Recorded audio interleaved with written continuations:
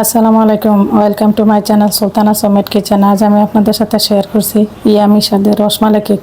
যেদিকে তাকাই সেদিকে শুধু কেক আর কেক, তাই আজ ভাইরাল কেক রেসিপিটা আপনাদের সাথে শেয়ার করছি। তাছাড়াও আমার মেয়ের জন্মদিন উপলক্ষে ভাবলাম আপনাদের সাথে কেক রেসিপিটা শেয়ার করি। তাছাড়া ছোটদের সবচেয়ে প্রিয় জিনিস হচ্ছে কেক, আর কেক তো আমরা জন্মদিনে এমনকি বিবাহবার্ষিকীতে যে কোনো বিশেষ দিনে আমাদের কেকের প্রয়োজন হয়। সেই কেকটা যদি হয় স্বাস্থ্যসম্মত, এমনকি বাসায় তৈরি, তাহলে তো মন্দ হয় না।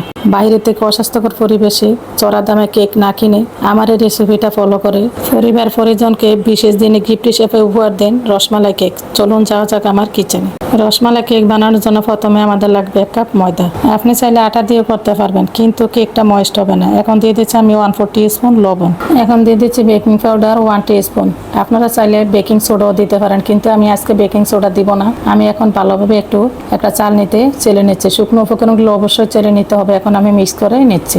আমি আজকে কেকটা তৈরি করব 4টা ডিম দিয়ে, আপনারা চাইলে 2টা দিয়েও করতে পারেন। এখন আমি একদম আলতু হাতে ডিমের কুসুমগুলো আলাদা করে নিচ্ছি। অবশ্যই ডিমের কুসুমগুলো আলাদা করে নিতে হবে, তা না হলে ডিমের যে সাদা অংশটা এটা ফোমি হবে না, এমনকি ফ্লাফি হবে না। এখন আমি বিট করে নিচ্ছি 2 থেকে 3 মিনিট মিডিয়াম স্পিডে। অবশ্যই মিডিয়াম স্পিডে বিট করে নেবেন।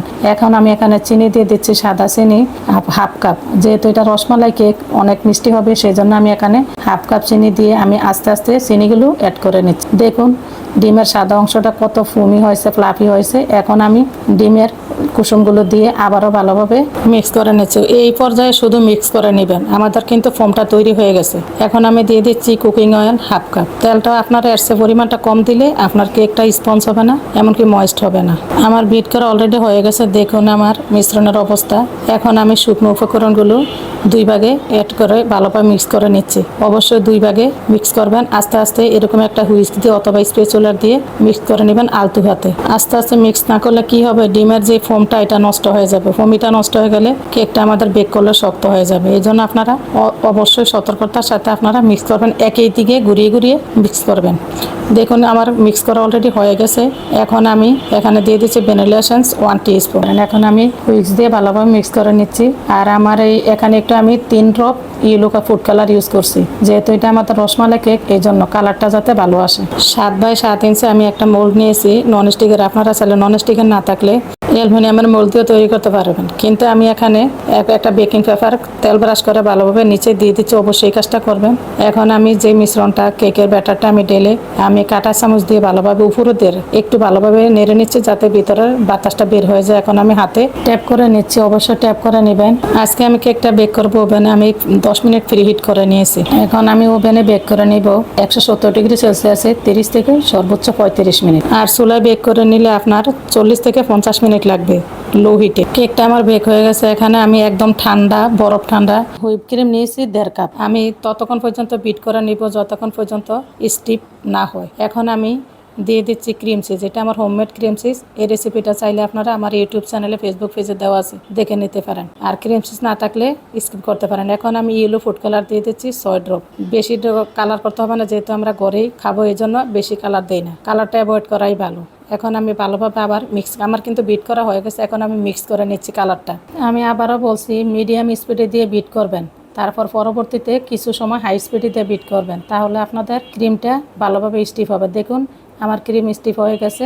আমি এখানে হুইপ ক্রিম নিয়েছি 1.5 কাপ, মানে 1 কাপ আরও হাফ। কেকটা ঠান্ডা হওয়ার পরে আমি 2 ভাগে ভাগ করে নিয়েছি। আপনারা চাইলে 3টাও করতে পারেন, যেহেতু বাসায় খাবো। দেখুন আমার কেকটা কত স্পঞ্জ হয়েছে, সফট হয়েছে। প্রত্যেকটা মেজারমেন্ট ফলো করবেন। এখন আমি এখানে এটা আমার হোমমেড রসমালাই, এই রসমালাইটা দিয়ে আমি কেকটা ডেকোরেশন করব, যেহেতু রসমালাই কেক, এটা হচ্ছে মালাই। এখন আমি এখানে একটা ডাইনিং টেবিল নিয়েছি। এখন আমি হালকা অল্প একটু ক্রিম অ্যাপ্লাই করে, অবশ্যই কাজটা করবেন, অ্যাপ্লাই করতে হবে, তা না হলে কেকটা নড়াচড়া করবে। এখন আমি কেকের স্লাইসটা বসিয়ে দিচ্ছি। আমার প্রত্যেকটা প্রসেস ফলো করবেন।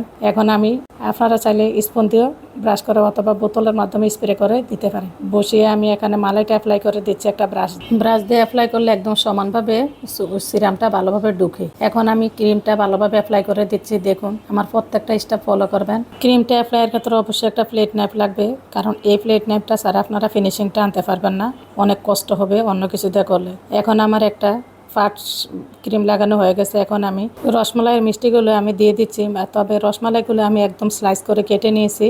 আপনারা গুঁড়া করলে জিনিসটা আপনার ভালো লাগবে না, যাতে প্রত্যেকটা বাইটে পরে জন্য আমি স্লাইস করে কেটে ভালোভাবে দিয়ে দিচ্ছি। এখন আমি আবারও ক্রিম অ্যাপ্লাই করে দিচ্ছি উপরে দিয়ে। এই জন্য আমি কেকটা দুইটা স্লাইস করেছি, যাতে আমি মাঝখানে ভালোভাবে ক্রিম দিতে পারি। এখন আমি আবারও ক্রিম দিয়ে ভালোভাবে একটা ফিনিশিং দিয়ে নিচ্ছি। এই স্টেপটা অবশ্যই ফলো করবেন, তাহলে আপনার মাঝখানে একটা ভালো অনেক সুন্দর একটা লেয়ার পড়বে। কাটার পরে লেয়ারটা অনেক সুন্দর লাগবে। এক পাট আমার ক্রিম লাগানো শেষ, আমি উপরের পাটটা বসিয়ে দিচ্ছি।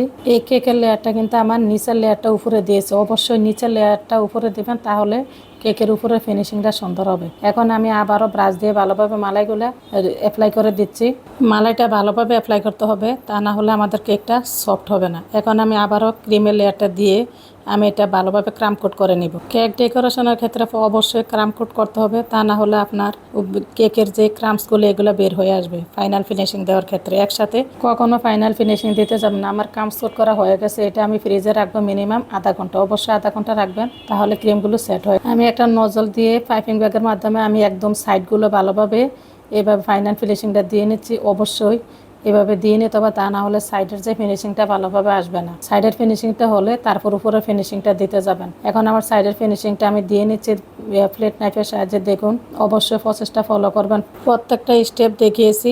এখন আপনারা ভিডিও দেখানো প্রসেস অনুযায়ী আপনারা যদি করেন তাহলে আমার সো বেটার হবে। তো দেখুন, আমার ফাইনাল ফিনিশিং হয়ে গেছে। এর মধ্যে আমি ফাইনাল ফিনিশিংয়ের পর আবারও আধা ঘন্টা নর্মাল ফ্রিজে রেখে দিব ক্রিমটা সেট হওয়ার জন্য। 30 মিনিট পর আমি এক ডিজাইন করতে চলে আসলাম একটা নিপলজনের মাধ্যমে। আপনাদের কাছে যেই নজল আছে সেটা দিয়ে আপনারা ডিজাইন করে নিতে পারবেন। এখন আমি একটা লিপ নজল দিয়ে ভালোভাবে সাইডে বর্ডার ডিজাইন করে দিচ্ছি। এটা আপনারা যেমন খুশি তেমনই করতে পারেন। আমার কাছে যেটা ছিল ওইটা দিয়ে আমি ডিজাইন করে দিই। এই ডিজাইনটা কিন্তু ভাইরাল ডিজাইন, এই জন্য আমি এই স্টেপটা অবশ্যই ফলো করছি।